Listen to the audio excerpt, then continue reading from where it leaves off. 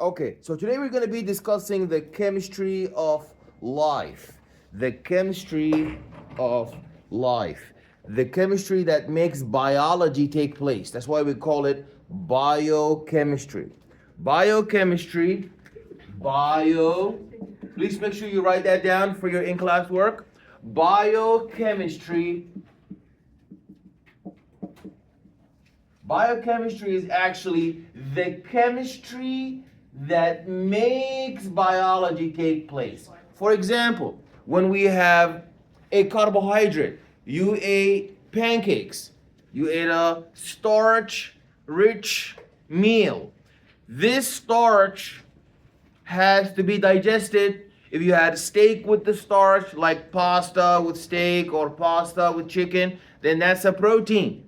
So proteins are going to be digested in a different way than carbohydrates, obviously, because they are different. We have carbohydrate metabolism, we have protein metabolism, we have lipid metabolism, and we have nucleic acid metabolism.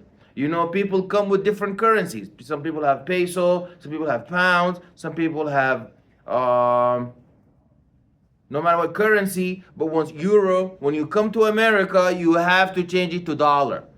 Same thing. You eat protein, you eat carbs, or you eat some form of proteins or lipids. It still has to be broken down into the building block, the ATP. ATP, that's the energy currency of the cell. So the biochemistry is to study the chemical reactions that make biology happen. Remember, we already defined the science of life. The science of life. And we said that movement is a sign of life. If something is moving, that means it's alive. If it's not moving, that means it's dead. Also, metabolism is a sign of life. Metabolism means that you break down catabolism or you build up anabolism. You break down to get energy and you build up to save energy. Is that clear? Okay, we already discussed that we have 4 different types of macromolecules. 4 different types of macromolecules that we have to know their building blocks. What are the 4 types of macromolecules that we need to know their building blocks? Who can give me the first one? Number 1. Who's number 1? And what's number 2? And we have number 3. And lastly, number 4. Who can give me number 1? Yes? Carb. So carbohydrates are carbohydrates. Those are say it with me, polysaccharides. Excellent. And we said polysaccharides are made up of monomers. What are we called them? Excellent. Monosaccharides. And monosaccharides come together to build up to give me what? Disaccharides.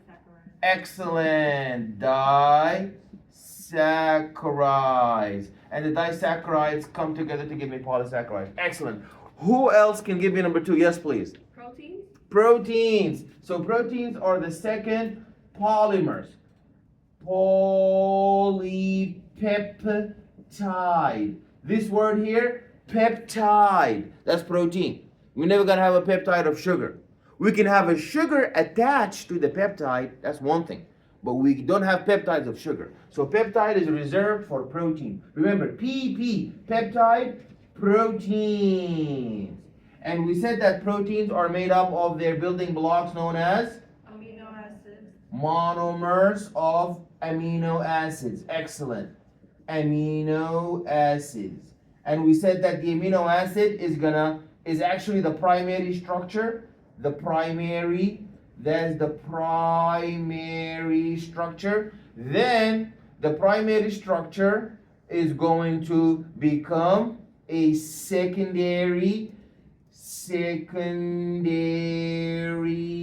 structure, and the secondary structure is going to become a tertiary structure. And finally, we're gonna have a number 4, that's a quaternary structure. That's a quaternary structure. Okay, that's number 2. Number 3, what do we have as a number 3? Yes, please. What's the third biomolecule? Yes, please. Nucleotides. Nucleotides. Excellent. So nucleotides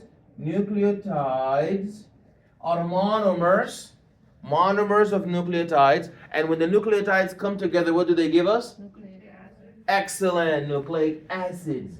Nucleic acids. Very good. And lastly, number 4, what's the fourth? Yeah, so the lipids are at the top. Very good. Excellent. We have lipids known as fats. But those lipids and fats, they have 2 building blocks. What are they? Glycerol. Excellent. Glycerol or glycerol. Glycerol or glycerol. And lastly, what do we have? Free fatty acids. Free fatty acids. Free fatty acids. Excellent. So today we're going to learn about the chemical reactions that make these those are known as biomolecules. Those are biomolecules. Okay, if you're building up, what do we call that? The process of building up. Storing energy. Excellent. Building up, storing energy. In words of Bullism, what do we call it? Building up. Anabolism. Excellent. So when you're heading up, that is anabolism. And when you're breaking down, what do we call that? Catabolism. Excellent. So when we break down to we have catabolism of both. We have anabolism carbohydrate, catabolism carbohydrate. We have anabolism of polypeptides, and we have breakdown, catabolism of polypeptides. Nucleotides come together, anabolism to build up, you get nucleic acids, and you break down, that's known as catabolism. That's the catabolism of nucleic acids. Anabolism of lipids and catabolism of lipids. Excellent. Very good. Okay, so there's something else we need to know. When we are performing anabolism, we're storing energy.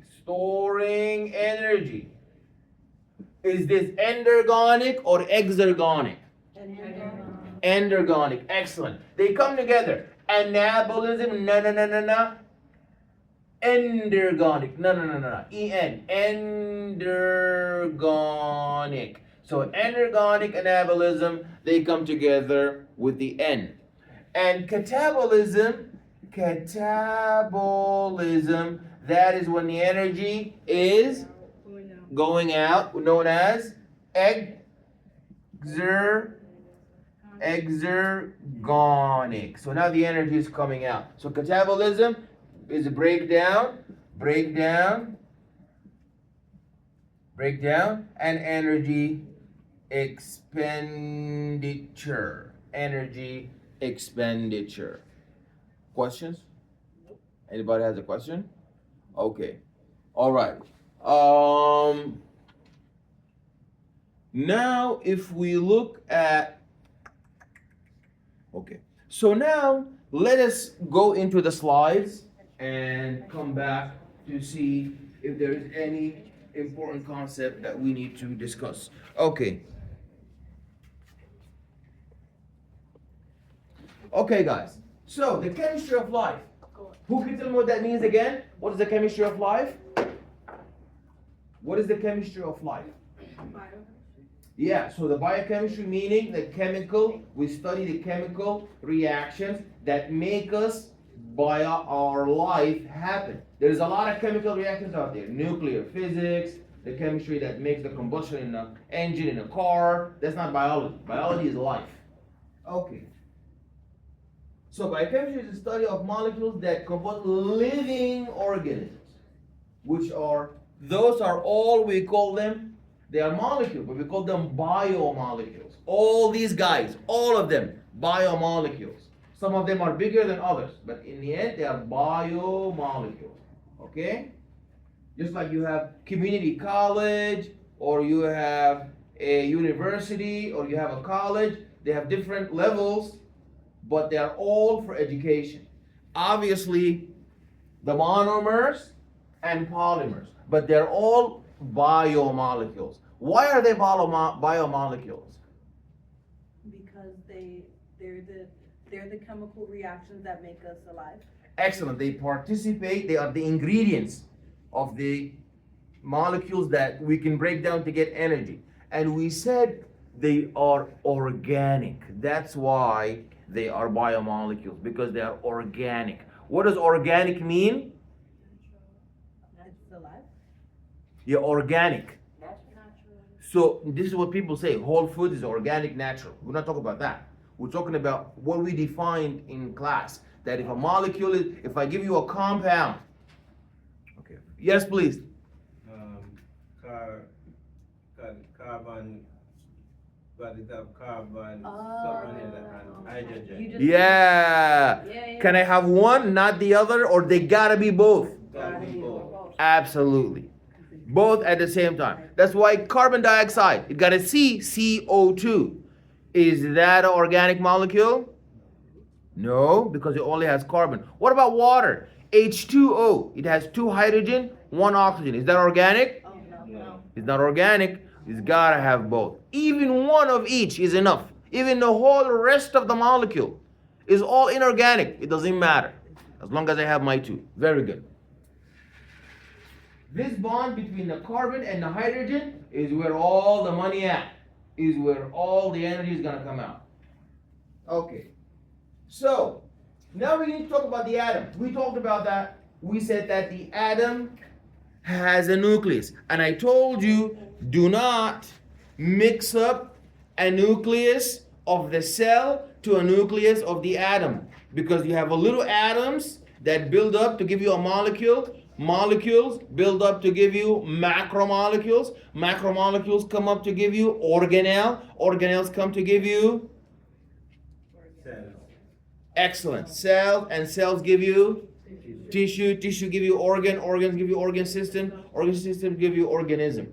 So now let's look at the cell, at the atom. So the atom is the center of the element. So remember we looked at that periodic table. All of these guys have an atom. But is what's inside the atom the same? No. We all have an atom. We all have a phone number. Is it the same? No. We all have a social security number. Is it the same? No. It's not. They all have an atom. But what's happening inside the atom is not the same. What is inside the atom? We said already. The atom inside it has 2 things. What are they? Proton and neutron. Excellent. Protons and neutrons. What charge are protons?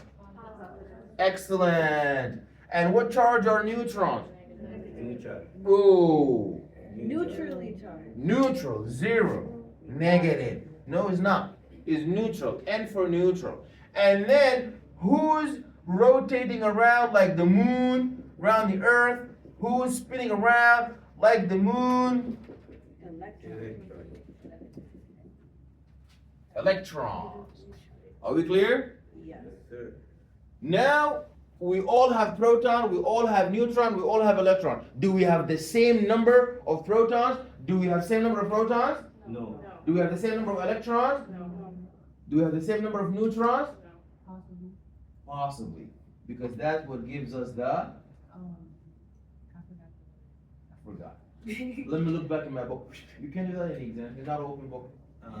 That give us the mass number. Mass number. Excellent. Very good, Barrington. Excellent. So, we could be two different atoms. We can never have the same what? As two different atoms. We will never have the same number of what? I think it atomic number. Yeah, we can never have the same number, atomic number. And what is the atomic number? The number of protons. Excellent. But we can coincidentally have the same mass number because mass number is what plus what? Protons plus neutron. Excellent. Proton plus neutron. My proton number is 5. Your proton number is 4. We're not the same. But my neutron number is 2 and your neutron number is 1. What's my atomic number? Here, I am atom number 1, you're atom number 2. What is my atomic number for atom number 1? 5. Atomic number is proton. Atomic number And mass number is all of it. equals the number of proton. Atomic number is the number of protons. But the mass number is different. Atomic number equals the number of protons. The mass number equals the number of protons. The mass number equals the number of protons plus the number of neutrons. Alrighty. Proton plus neutron, protons alone, and neutrons. Okay. Now if we, yes. So for the first atom, the atomic number is 5, but the mass number is 6. Absolutely. Okay. So now both of us, I got my house number 5, you got your house number 4. But the zip code can be the same. So now I add my 5 plus 1, that's 6. 4 plus 2, that's 6. Gee, we have the same mass number, but different proton number. So now we went over that. Electrons are spinning around the atom. If I tell you the atom is neutral, meaning that what does an atom is neutral? What does a neutral atom mean? What are you guys doing? What is that? Copying the notes. From the beginning. Okay. So the protons and the neutrons and the electron. If I tell you, yes. That has an even number of electrons and protons. Absolutely. When I say that an atom is neutral, it means that we have an equal balance. The negative electron and the positive protons are both equal. Remember our friend sodium? Sodium was neutral. Chloride was neutral. But when they bind together, somebody lost an electron. What charge is that? If you lose an electron. If you lose an electron, you become positive because you lost an electron. No, you got to remember from last week. I told you, if you have a bank account, if you're positive, it means you're rich. You gained money. But atoms do not deal with each other in terms of money. They deal with in terms of electrons. So if you give me an electron, I become negative, I'm rich. You give me 2 electrons, I'm now -2. When you give me 1 electron, I was -1. I'm rich. When you give me 2 electrons, I'm -2. I'm even more rich now. If you give me an extra electron, I'm -3. I'm the richest now. So when sodium bonded to chloride and gave an electron to chloride, what charge did sodium become? Positive. Because when you lose, you become positive because you lost an electron. So now the number of electrons went down, number of protons went up because they used to be neutral. We used to be neutral. I donated 1 electron, I'm now positive. Is that clear? Okay, so we see that we have protons and we have neutrons, and when sodium gave an electron, it became positive. What did we say positive molecules are called? We said positive molecules are called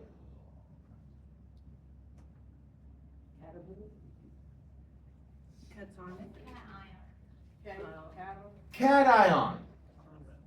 Cation. Catabolism is when we break down an energy bond. Here we're talking about electrons. That's not even a molecule yet to break the bond. So we do catabolism, anabolism when we're dealing with bonds. We're building up bonds, we're breaking up bonds. Clear? Here we're no bond yet. Here we just added 2 little tiny sodium and chloride. And if you gain a negative charge, what do we call you? Anion. Because it looks like a I. Is that clear? So in sodium chloride, sodium gave an electron, chloride gained an electron. Sodium lost an electron, chloride gained an electron. Who's the cation? Who's the anion? I'm sorry, repeat. Okay, sodium chloride. Sodium gave chloride an electron. Chloride gained an electron. Who's a positive? Who's negative?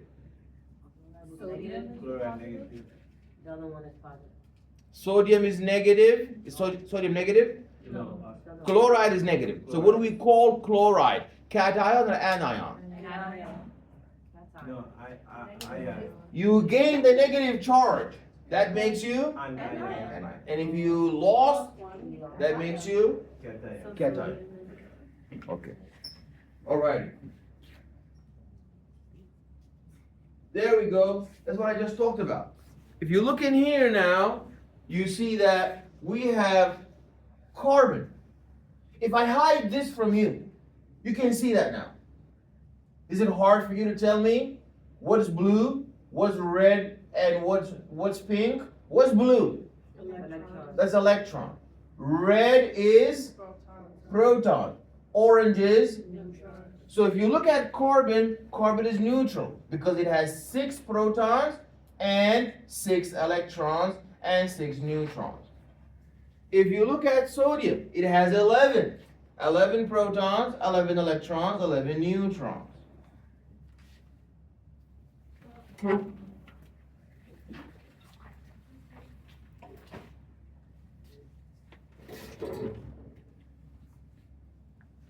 Yes. Since the positive molecule is cation and negative anion, what is the neutral one? Neutral, we just say it's neutral. We just say the atom, we just say a sodium ion. No, ion means it has to have some charge, plus or minus. Sodium cation, sodium anion. But if it doesn't have it, if it's neutral, we just say sodium. A sodium molecule or a sodium atom. That's it, not a molecule. Molecule has to be more than one. So we just say a sodium atom. Neutral. Okay? Thank you. You're welcome. Okay.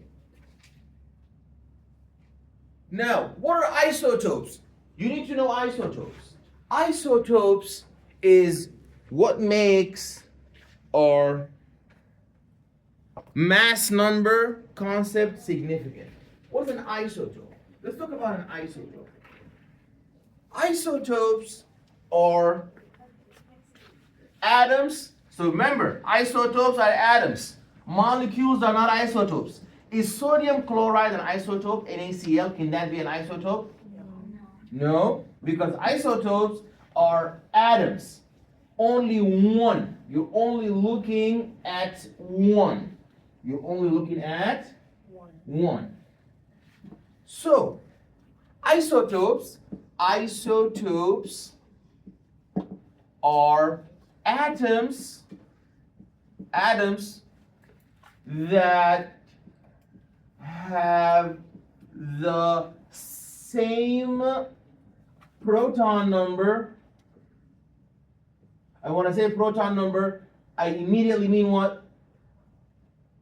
proton number, Atomic number. atomic number. Atoms that have the same proton atomic number but different. But different. Different electron numbers? No, you can never have. You can have different electrons, but that's not gonna make you. If you have the same proton number, that makes you what? You're the same. It's like a family. You have the same last name, but different first name. But if you say you have different electron number, it doesn't make sense because electrons are always equal to protons. Excellent neutron number, but they have different neutron number. Another definition, they have the same atomic number, but different. They have the same atomic number, but different what? Neutron. But different. No, they have the same atomic number, but different mass number. Different mass number. Is that clear? We define that. Okay.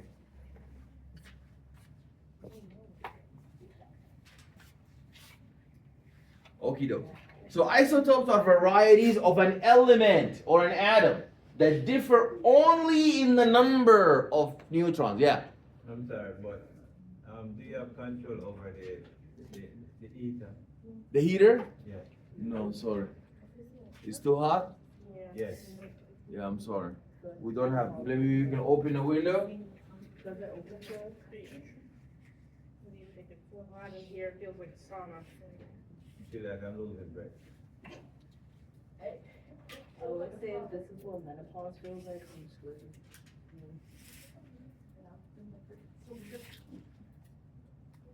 That's the thing, I don't like being in the house. You're wearing so. Oh, this is not even a window. I don't think they open.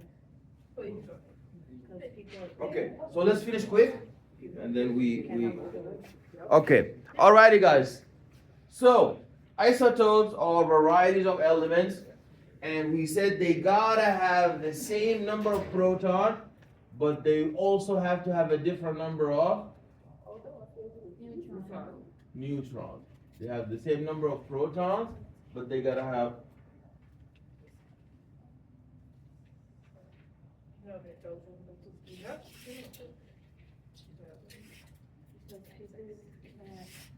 Calm down, so we can't have open windows. Seriously, because people want to be jumping out of windows, you can't have open windows. Alrighty. So extra neutrons increase the atomic weight, and you know the atomic weight is the relative atomic mass of an element that accounts for the fact that an element is a mixture of isotopes. There we go. Now let's look at those. This is the perfect example of isotopes. Let's look here. Red, red, red is the same for the three of them. They all have how many protons? One. So they are the same. Who's number one? Who has only one proton? Hydrogen.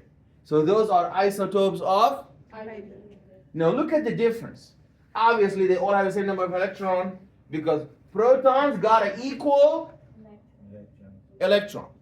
Now what's the difference? The yellow. One has no yellow, one has one yellow, one has two yellows. Now hydrogen has one proton. Deuterium, it has one proton, but the mass number of 2. That's why they call it deuterium. And if you look at tritium, it has one proton, but a mass number of 3. They're all hydrogen, but their mass number is different. They're all hydrogen and the mass number is different. An ion, we discussed that, is a charged particle. Remember I said if you're an ion, you have to have a charge. A charge could be positive, a charge could be negative. Like the battery, it has 2 poles, one positive, one negative. So same thing, with unequal number of protons and electrons. Ionization is the transfer of electrons from one atom to another. An anion is a particle that has a net negative charge due to gain of electron. Cation is a particle that has a net positive charge due to the loss of the electron. Ions with opposite charges attract. One loses, one gains. There we go. That's what I talked about last time. Look at sodium and chloride. The perfect example of an ionic bond. They used to have, you see, sodium had 11 proton, 12 neutron, 11 electron. Chloride has 17 electrons, 17 protons. That's before. Look at before. Before, sodium has 12 electrons, and chloride 17 electrons. Look at next. You see they pointing here with the mouse. You see the tip where my mouse is? We're pointing from electron from here to here. So we see that the charged sodium ion and the chloride ion are going to result. You see, we lost. So we used to have 11 electrons for sodium. Now how many we have now? 10, because we lost it.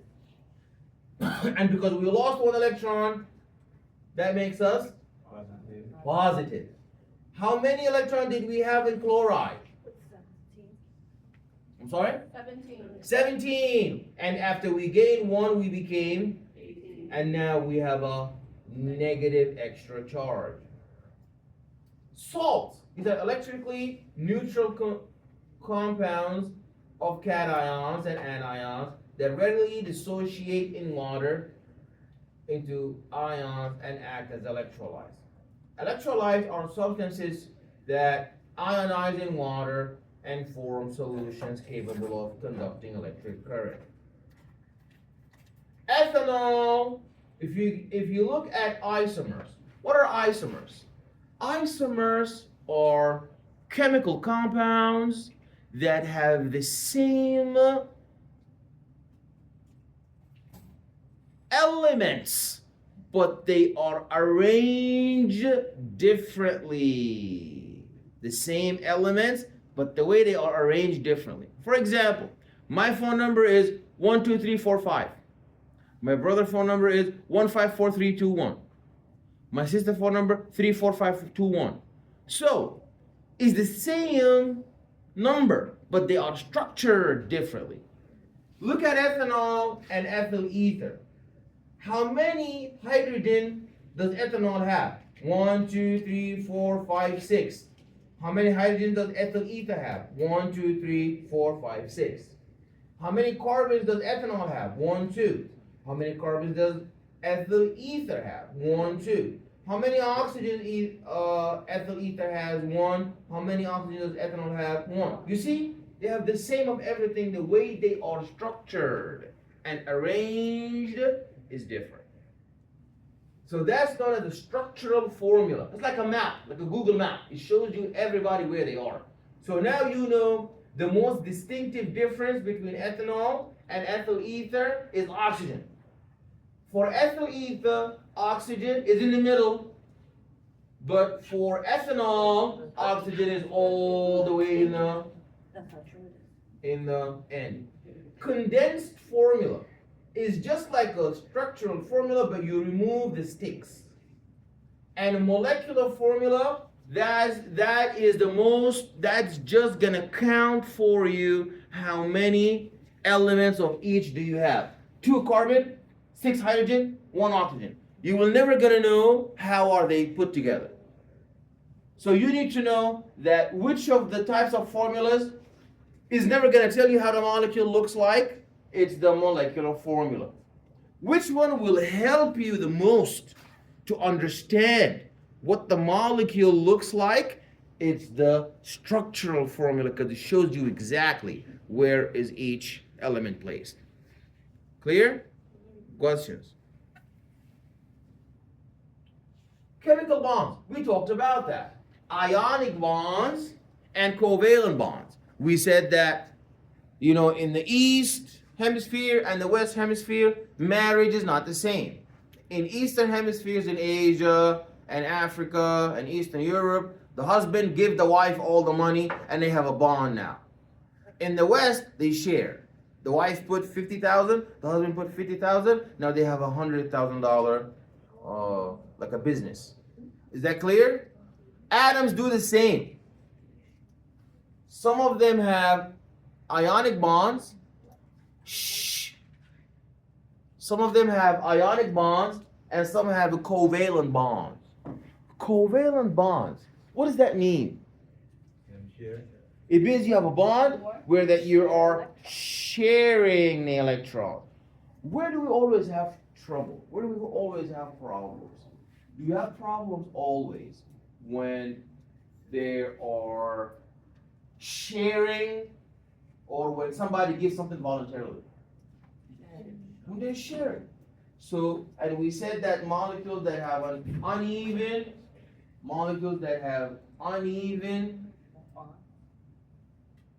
polarization of the electrons. So like when you have oxygen and hydrogen. Now that's a bond, it's a covalent bond. Oxygen is sharing one electron and hydrogen is sharing one electron.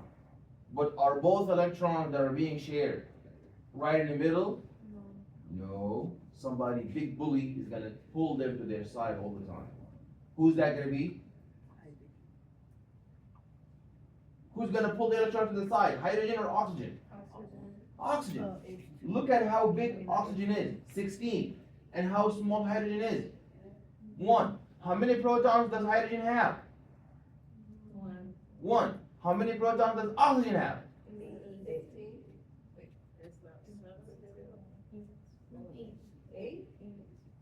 16. 16.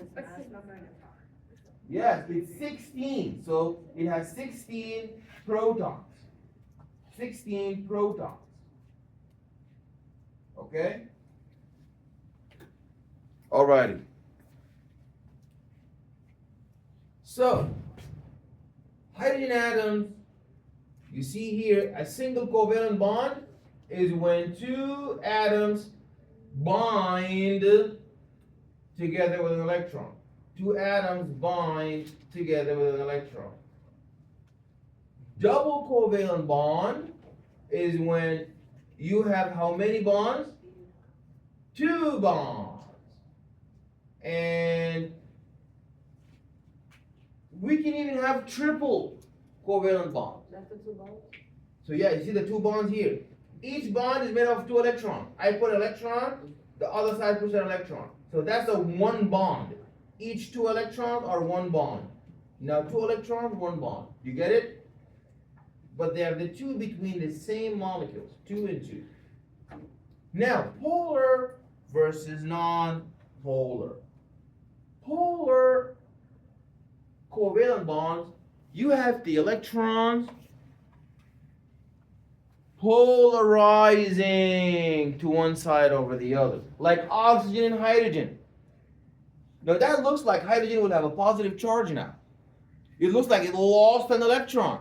It didn't lose it, but oxygen is pulling it away. And it looks like oxygen is an anion now, right? Because it pulled the electron to its own side, it's going to look like an anion now.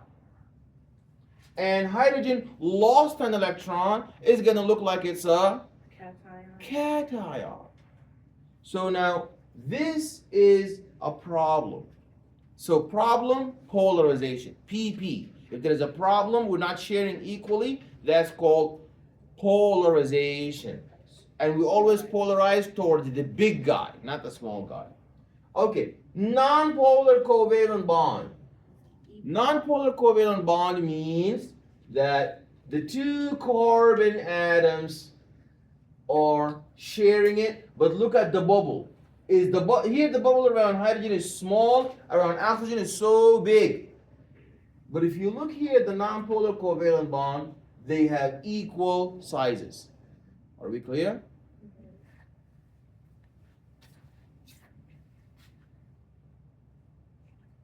A hydrogen bond is a weak attraction between a slightly positive hydrogen atom and a negative, slightly negative oxygen atom. So if you look at this, O minus and hydrogen plus, does oxygen have a minus charge? Does it have a minus charge? Yes. Yes. It doesn't, It says negative. because it is, they are, hold on. If we both share a car, and I have it for 15 days, you have it for 15 days. But if I bully and take the car with me for 20 days, people are gonna think that I have a car for myself because they have seen me 20 days in the month with it. Same thing here. He doesn't have a minus charge. But because the electrons are polarized around him for so long, now he looks like he's an ion. And that guy over there, hydrogen plus, he's not a positively charged. But because electrons are being robbed from him all the time, he looks like he has nothing. So he looks positively charged. Now this here is a perfect example of how water is able to perform its function. Let's look at what water does. Now, if we look at water, for example, let's examine water.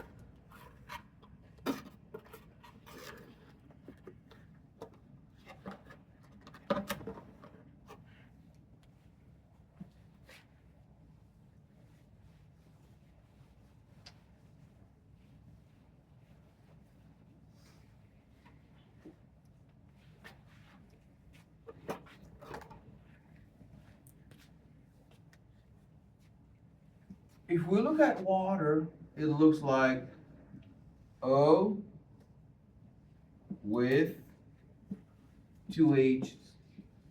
But is that really what it looks like? No, because this oxygen has a electronegative charge because it's robbing the electrons of this hydrogen, and this hydrogen looks like a electropositive. This looks like a cation. Same thing here. So this looks like a cation. Now imagine you put another water molecule. Another water molecule.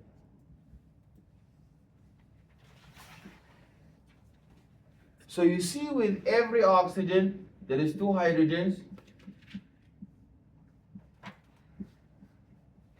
Every oxygen has two hydrogens. But we know that every oxygen is electronegative, electronegative, electronegative, electronegative. Each hydrogen is electropositive, electropositive, electropositive, electropositive, electropositive, electropositive. Now, you think those molecules are going to sit there in a cup like that? No. This minus hydrogen is going to say, to the, so that's one water molecule here, right? You agree with me? That's one water molecule. That's a one water molecule. That's a separate one water molecule. And that's the separate one water molecule. And that's the last separate one water molecule. How many water molecules do you have in here? 5. You have 5. Now, we're going to now introduce the first type of bond. If the bond is inside the same molecule, is called an intramolecular bond. Like this one here is called intramolecular bond. Intramolecular bond. Are we clear? Intramolecular bond. Intramolecular bond. Intramolecular bond. Because it's in between, intra, inside. Now, there's another bond that's gonna form. So this negative oxygen is gonna start to tell this positive hydrogen of the second molecule. They're gonna start to have a bond. You see? You agree with me? The negative of one and the positive of the second one. A negative of one and the positive of the second. A negative of one and a positive of the second. Negative of one and the positive of the second. Negative of one and a positive of the second. You see, this is called, because it's between two different water molecules. It's between two different water molecules. Do we call that an intramolecular bond, or do we call it a intermolecular bond? Intra, between. Inter is between two different, like an international. You know, intra trip is between Chicago, New York, Michigan, California. You're still in the US. You're still in America. But if you go from America to China, America to India, America to London, yes.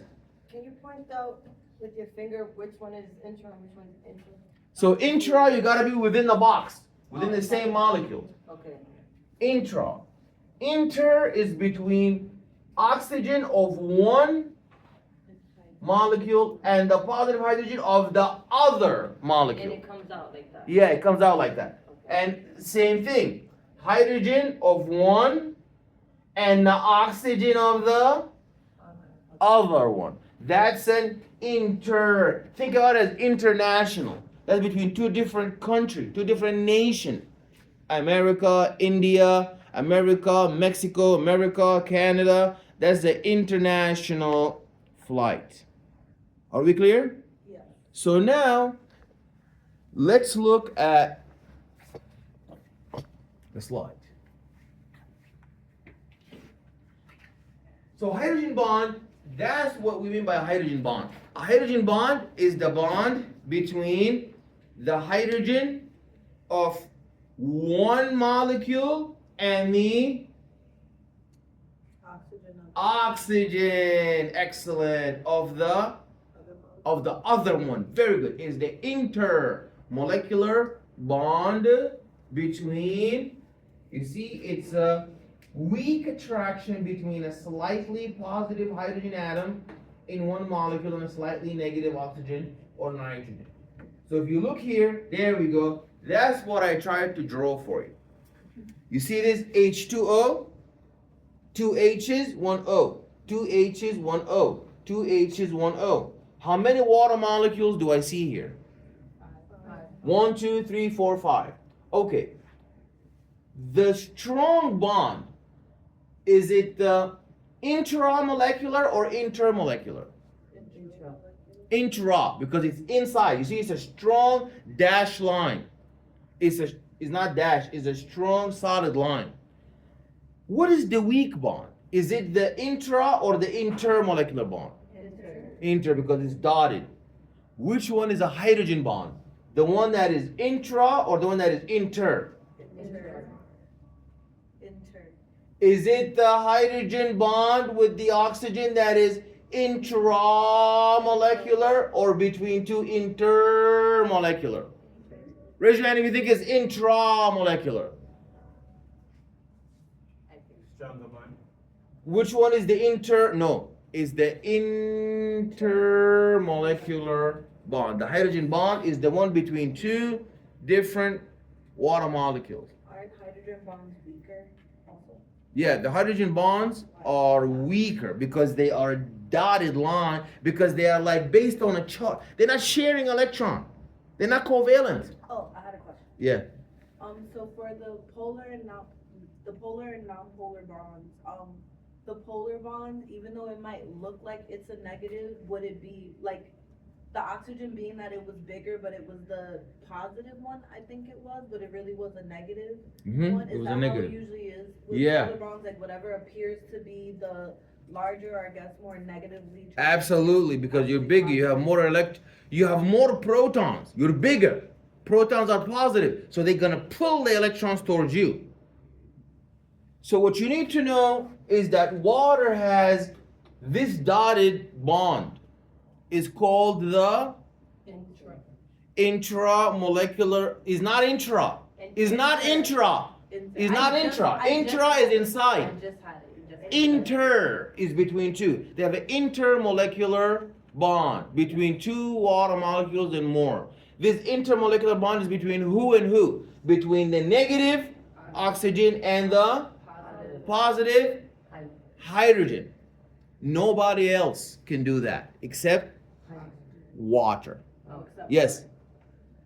I'm a bit confused because if hydrogen share its electrons through the intra-oxygen, where does it get electrons to share with it? This is not sharing. Hydrogen bond is not sharing. Remember, it's like a magnet because this one is positive and that one is negative, so they gravitate toward each other. But they really are not bonded. They just like a magnet. It's a disappearing bond. That's why they put like a dash. They put dotted bond because it's not a strong bond. It's a weak bond, but it's still a bond. Don't think every bond is covalent. Every bond is ionic. No. Some bonds are like hydrogen bond where you have like a magnet. You know what a magnet? They attract, but it's very weak. When you heat it up, they're gonna break apart. Yes. like they're looking for each other. Yeah. But they're not staying connected with each other. Excellent. They just gravitate to each other. It's like you see a family and another family. The family bond, They're like cousins. They're but they cousins. are like, The yeah. inside is brother and sisters, but the bigger bonds are cousins. Absolutely. Okay. Or maybe friends. This bond can break. Friendship breaks and reforms again. Same thing with hydrogen bond. When you heat up DNA, it breaks and it bonds again when you cool it. Are we clear? That's why water is said, yes. I was gonna say, that's why you wanna get rid of evidence, burn stuff, right? Yeah, they burn It's stuff not so free, that nothing. it doesn't leave behind. Exactly. Right. So when you want to boil water, why it takes so long for the water to evaporate? Because now the fire has to deal with two bonds. The intramolecular bond and the intramolecular bond and the intermolecular bond. Nobody else has that except water. That's why water has a high heat capacity. When you sweat, your sweat is rich in water. Because water, when the sun hit it, is not going to evaporate. Because water needs 100 degrees Celsius to evaporate. So water is the molecule of life.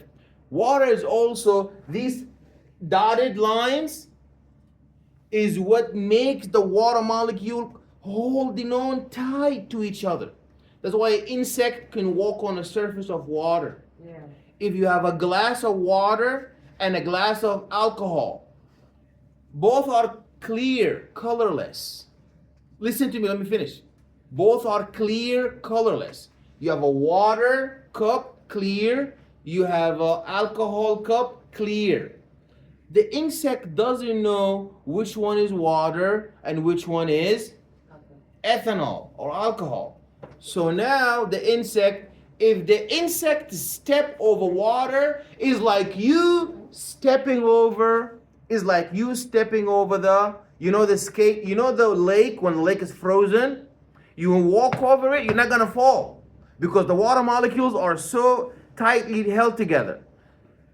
Your water cup, because the insect is so light, is gonna walk on top of it. But if the cup is alcohol, the insect doesn't know, is gonna jump on top. Alcohol, OH, only has dash line. Does it have dotted lines? It does not. So that's why alcohol evaporate. That's why alcohol, the substance, the insect cannot walk on top of it. Okay, yeah, she had a hand up. So only H2O, like water. Yeah, Is the only one that has a dotted line? absolutely. Okay. That's the only one, and that's why we love water, because we drink it, and it's very hard to evaporate. That's why the whole planet has a lot of water. Otherwise, the sun. So what would it be if that wasn't like that? Like a funny. What would it be water if it was not with those? Would it be just like? No, you just like that's how it is. We can't say what if it's not, but we just take it that's the way it is. So water has intermolecular and intramolecular bonds, and that's two type of bond, two more than one. So that makes it really tough holding to each other. Insects can walk over it. You put a glass, take it out, the water on the side of glass. You do this with alcohol. Alcohol is not gonna stick to glass. Yeah, it can't The- freeze. Like yeah. when you put alcohol in the freezer, it never freezes. Yeah. So that's why. So the hydrogen bond is something that's very important. Yeah. So, basically anything, like any chemical bonds in our body, the ones that evaporate quicker or the ones that evaporate or go away once we're burning energy in our bodies, those are the ones with stronger bonds. No. Those are ones with If you weaker had a bonds. strong bond, you wouldn't evaporate. You would resist the heat. Okay, so weaker bonds. Weaker bond. Okay. But the more hydrogen bonds you have, the stronger you're gonna be. Right. Because it is gonna the fire now has to break two bonds now. Has to break a covalent bond and has to break an intermolecular bond. Okay, now we're gonna talk about mixing up of molecules. We're gonna mix up the molecules. We make a salad. We can mix out of molecules like sodium chloride, but when we talk about mixture, we always talk about dissolving something. Now you need to know something very important. You need to know that if we want to dissolve, we have to dissolve in this fashion. If we want to dissolve,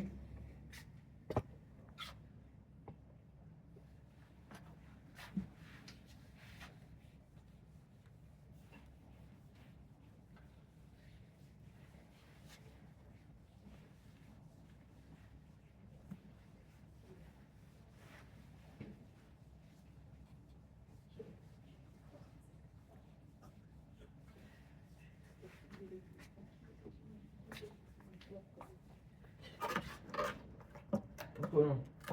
No, we're talking about the shampoo. Okay, so when we talk about mixtures, let's say I have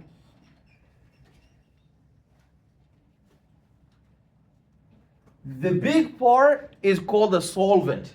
Whether you have water or in any solution, the big part is called a solvent. Are we clear? It's called a solvent.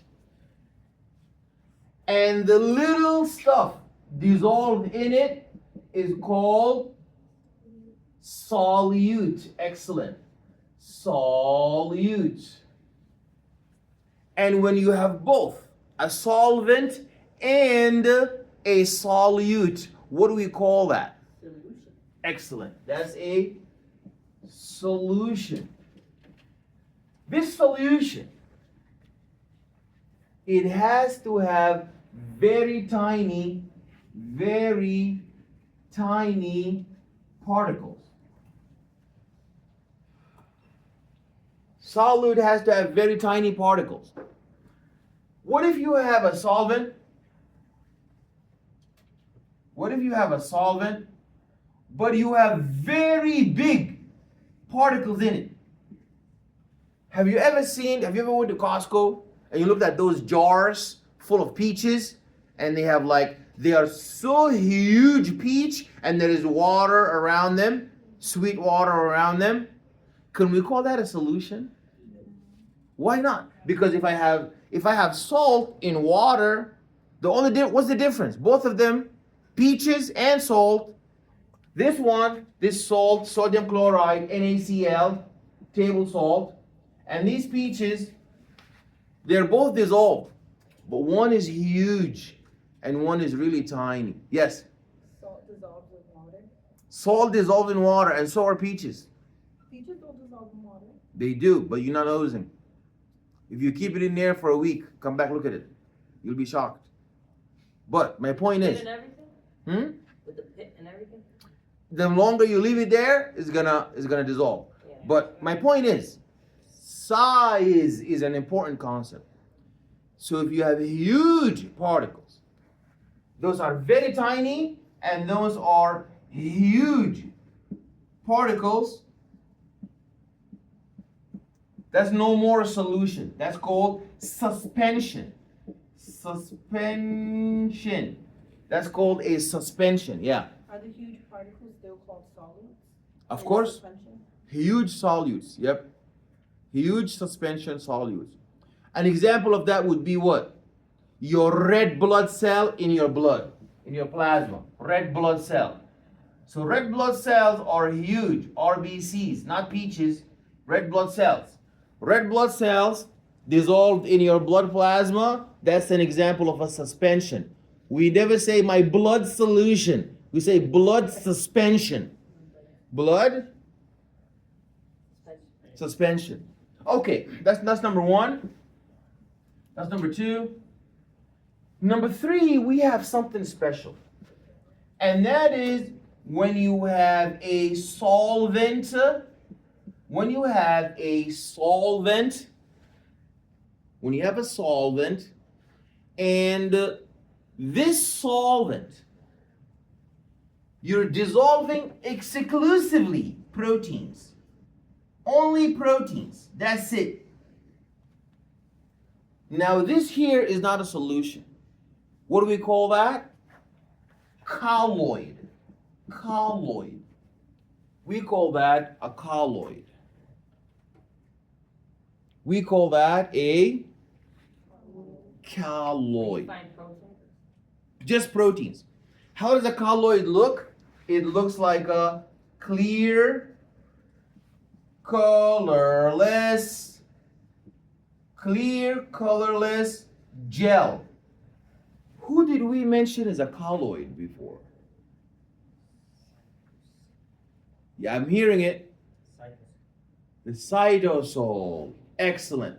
When we said that the organelles are bathed and they are swimming and they are floating like rubber duckies in the swimming pool, but we said the swimming pool is not water, it's a colloid.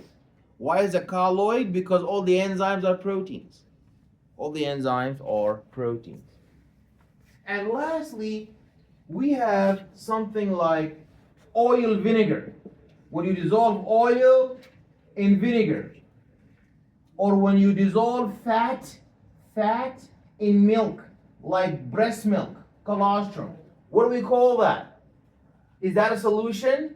No, we call that a emulsion.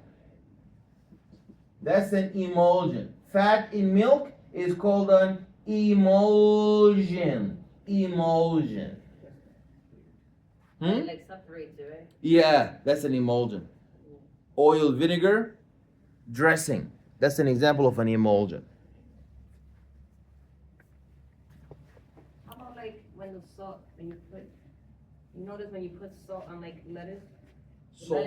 The lettuce is already water, it has water inside, right? Mm. But when you put the salt on it and you wanna prep it, you shouldn't do that because it gets waterier, like breaks it down. Yeah, it's gonna suck up all the water from it because water, this is called osmosis.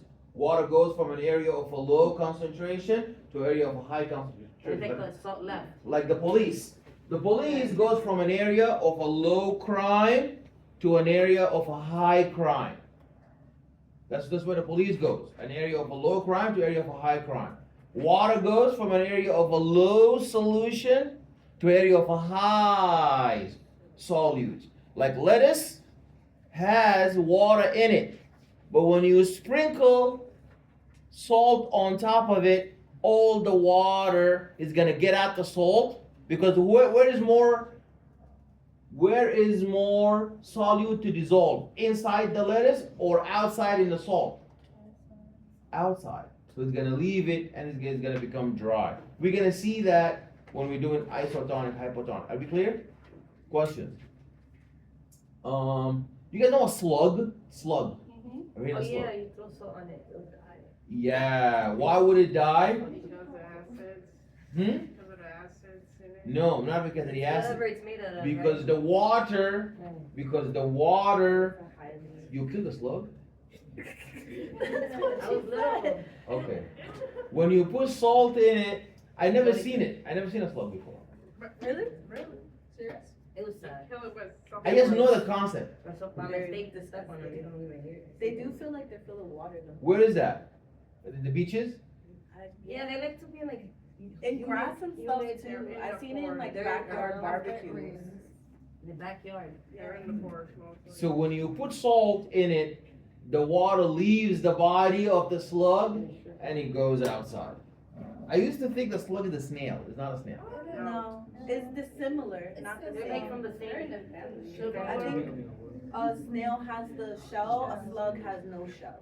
Yeah, the way they're built are different technically. Mm. Cause the snail, its body is formed into the shell, and then the slug is just without the shell. Like I think they can. Is live it in better one, to have a shell or no shell? no shell?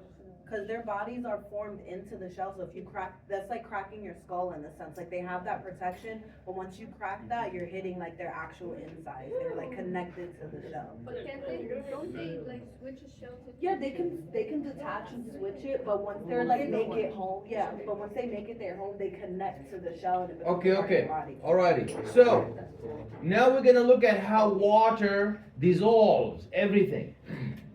If you look here, Wait, light off. Yeah, how it's supposed Sorry, if guys. you look now, water, and these are called hydration spheres. What is this here? If you look here, you have a one big red and two little blues. Uh-huh. What is that? The little blues? What is the one big red and what are the two little blues? H2O. Excellent. So who's the red? Oxygen. Oxygen. And who are the two blues? Hydrogen. Hydrogen. Now, when you drop sodium chloride salt in water, how does it dissolve? Look very carefully. Let's go to sodium. What charge is sodium? Positive. So, who's going to be facing the positive sodium? The plus hydrogens or the minus oxygen? You see, the red minus oxygen Oh, is binding the plus they're flipped differently. sodium. See that now. You see? If you look here, the chloride who's minus, Yeah, that who's facing it? The two hydrogen So pluses. that's negative and that's positive. And yeah, exactly. That's how we dissolve. Negative is in the bottom, positive. Absolutely. So we bind. So that's why water is called a versatile solvent. Water is a versatile solvent. Water is a versatile solvent because it dissolves everybody. If you're positive, we have oxygen to bind you and dissolve you. If you're negative, we have hydrogen to bind you and dissolve you. Professor, when you boil water, forget that it's hot, just boil it. The molecules, the stuff, they get loose, right? So the molecule, now when you heat it up, It's like you breaks away. supply so much heat to the bond, the bond is gonna break. So now you're gonna go from liquid to gas phase. So like you said, if there was an insect, pretend the insect could walk on hot water as well, pretend. That water, he won't be able to stand on, like, you know? It's The not, molecules because are the not- bonds are so rapidly being broken. Right. Being No, broken. not Boiling like- of It's not. Okay. Absolutely. Okay. Plus it's gonna be so hot for it to come close, it's gonna burn. Okay. But you Wait, get I have it. a separate question. Mhm. So as far as like water and the dissolving, so let's, cause I know some molecules, like they're not mixed together like how salt is, so usually when it's dissolving, do they usually separate and then whatever oxygen Like whatever oxygen needs to attack, it attacks it. No, Whatever. these guys attack. Oxygen negative is gonna break the bond, and because you know they already sodium chloride, they are bonded as negative positive. That's their bond. Chloride was given a minus charge, and sodium is given a positive charge. So sodium will come to oxygen will come to sodium and say, "Hey, I'm negative, bind me." And then hydrogen will say, "Listen, I'm positive, bind me." And So then- it kind of depends on like exactly what you're dissolving as far as what dissolves what, but they usually always split and then dissolve. Absolutely. Okay. Okay. So acids and bases. So an acid is a substance that donates hydrogen protons, while a base is a substance that accepts hydrogen protons. So you need to know that the acidity is a measure of the pH scale. You need to know that 7 is neutral. You really need to know that. 7 means the pH is a neutral pH. So you're not acidic, you're not basic. So number 7. If you're above 7, it means you are basic. If you're below 7, it means you are acidic. If you're at 7, you're neutral. Okay, so this is very important. This is very, very important. So what do we have here?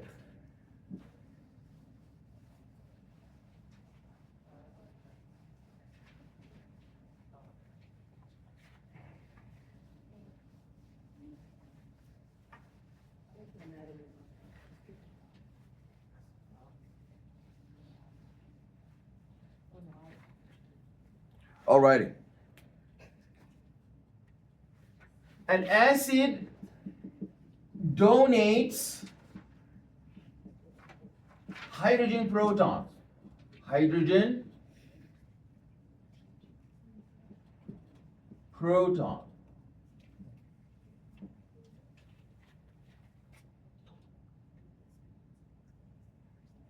And the base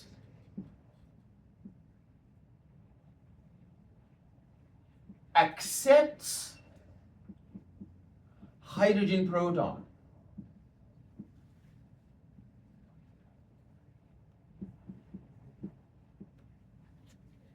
The base has a second definition. The base donates hydroxyl ions.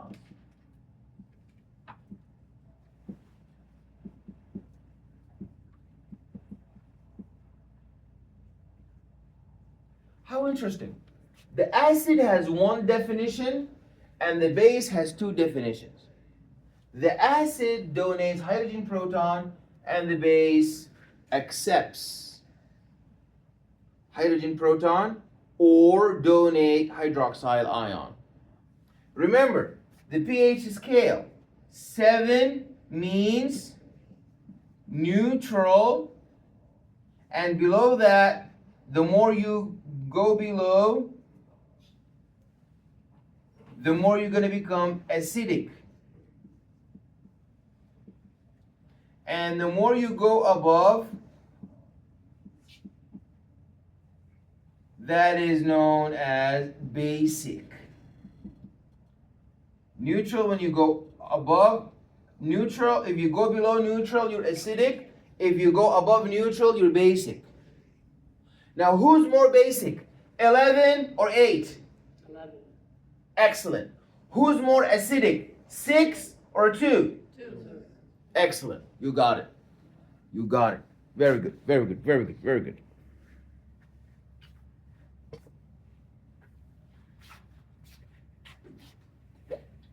Now, what are buffers? Buffers. We got that one.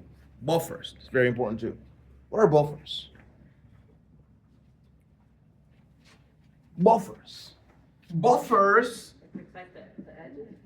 Buffers are chemical compounds that they are stubborn. They are stubborn. They resist pH change. So for example, if you have a solution and you measure the pH and you keep adding acid, what's going to happen to the pH? Go down. It's going to go down. Very good. You have another solution. You add OH to it. What's going to happen to the pH? It's going to go up. It's going to become more basic. Now check this out. Let's start the experiment all over. But I drop here a buffer. I put a buffer in both. When I add acid to a solution that has a buffer in it, what am I going to notice to the pH? If I add acid to a solution that has a buffer in it, what am I going to notice going to happen to the pH? It's gonna stay. It's going to stay because we said buffers resist pH change. So it stays the They're same. going to stop. It's not going to, no matter how much acid you add, it's not going to go down. Yes. What are examples of buffers? Yeah, like. So carbonic acid, that's an example of a buffer. Like bicarbonate, people when they have like an acid reflux, they take bicarbonate. So that the Water. acidity, yeah. Tums and gas X. Tums, excellent, and Rolaids and all of that. So those are buffers. And another example of a buffer is you add it to a base, it's never gonna change. What? Vaseline? Vaseline? No. Vaseline is not a, Petroleum. no. Vaseline is not a buffer. A buffer is something that resists the pH change. Vaseline is a hydrocarbon that is going to, it's not Pepto-Bismol. No? Pepto-Bismol is something for the digestion, is like, More like Mylanta. I don't know. That's gas X and stuff, not it? Yeah. Gas X is different. Gas is different. She talked about Rolaids and Tums because gastric reflux, you have acid that is burning down the esophagus. So they take Tums, and Tums have buffer. Okay? Sodium bicarbonate. Okay, there we go. That's the pH scale. You don't need to know those guys, but it's interesting. You see the 7? 7 is Water. neutral. Water. You go, who's more acidic than water? Milk. More acidic, bread. More acidic, bananas. More acidic than wine, vinegar. Who's the most acidic? You need to know that. The most acidic is hydrochloric. You need to know that. Hydrochloric acid is the most acidic. And where do we find it? We find it in the stomach because it helps with the breakdown and digestion. It helps with the digestion of food. Chemical digestion of food. Like a detergent crushing down the food. And it's the strongest acid? you said? Yeah, the strongest acid. Number 1. That is interesting. Okay. Egg white is basic. That's why people have a nice meal where they mix, like for example, eggs with milk. Have you seen that? Yeah. Eggs with milk? Yeah, because the milk is The milk makes it more basic fluffy. and It makes it fluffy. yeah. And they do that for like a cake, to make a cake. Oh, question. Yeah. So if someone is allergic to egg whites, is their body just having a natural reaction to buffers? No. Um, If you have allergies to what? egg white. If you have allergies to egg whites, it's a different thing. If you have allergies to egg whites, it's because your immune system mistakenly thinks that the antigens at the surface of the egg white resemble the antigens that are usually found on bacteria. So it assumes that's bacteria and So kills it it. tastes like a bacteria. Yeah, and it think it's like dangerous. Okay? Hold on. We talked about 7 water, 1 hydrochloric acid. Who's 13? Sodium hydroxide. Or I'm sorry, 14. Sodium, that's the strongest base. Sodium hydroxide is the strongest base. Who's the strongest acid? Hydrochloric acid. Excellent. Okay, so what is energy? Energy is the capacity to do work. There's different types of energy. There's chemical energy, there is mechanical energy, there's heat energy, there's electric energy. Now, if we look at the chemical reactions, we know that the chemical reactions take place differently. For example, if you look at AB, what does AB mean? A represents one element, B is a second element. They used to be bonded together. What could be an example of that? Sodium chloride. Sodium could be A, chloride could be B. Or salt. When you dissolve them, they become into sodium A, chloride is B. Okay. So we call that Answers my question earlier. We call that decomposition. We call that decomposition. Now let's look at the opposite. When sodium and chloride come together, now they're not decomposing, they are coming together. What do we call that? We call that synthesis. Excellent. Now, let's say I have A and B and C and D. That's what you guys were talking about earlier with the Tums and Rolaids and buffer. You have in the stomach acid, hydrochloric acid, burning acid, HCl. So you take the Tums that has sodium bicarbonate. Now look at the formula of hydrochloric acid, HCl.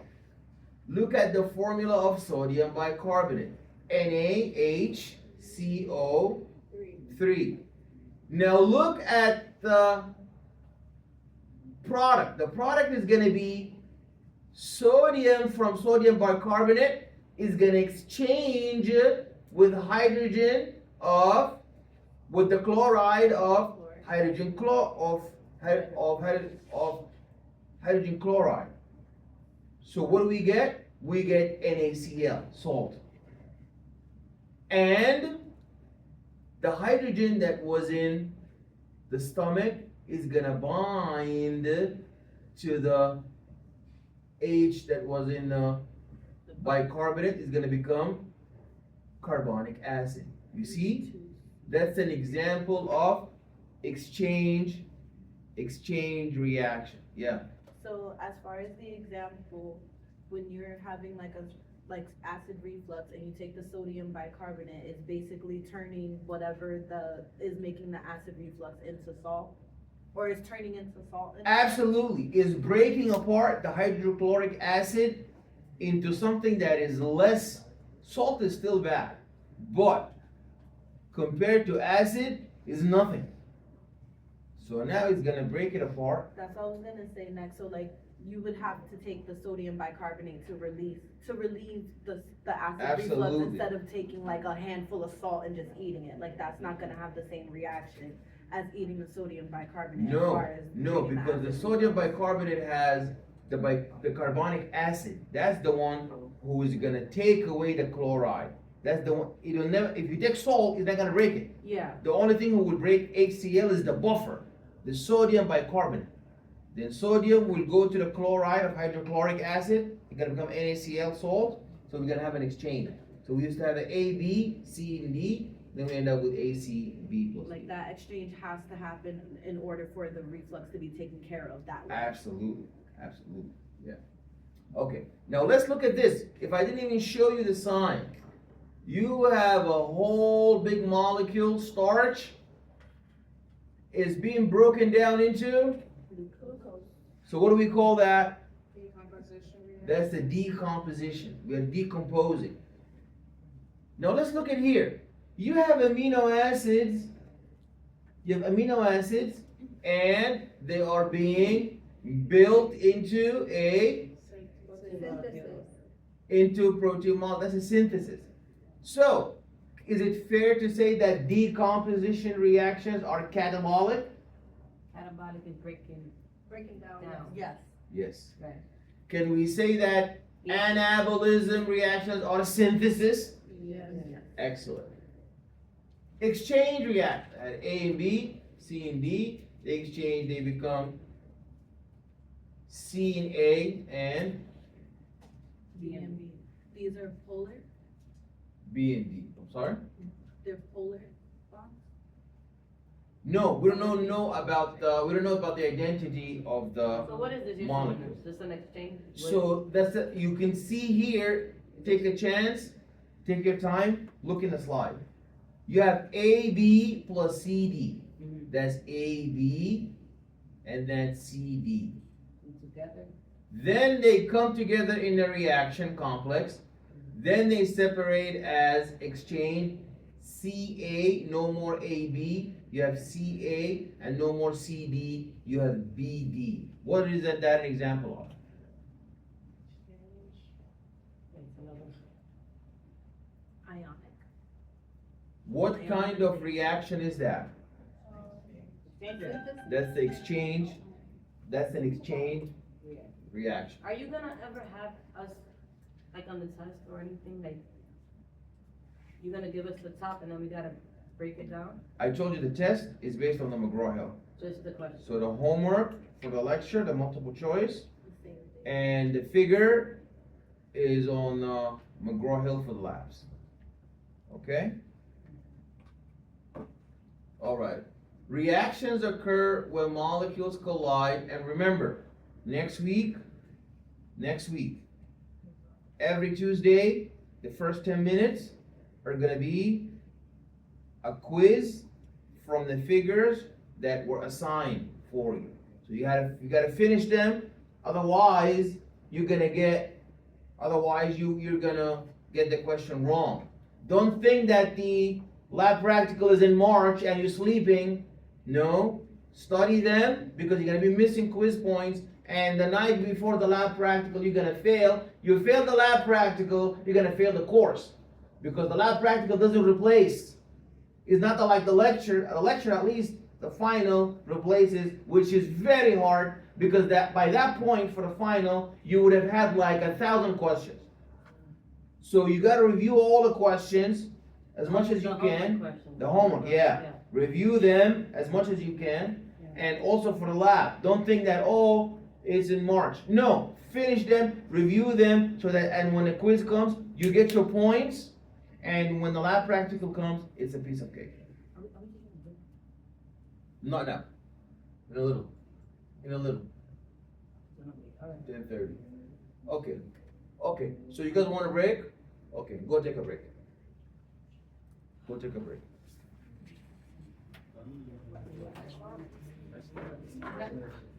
Can I ask you?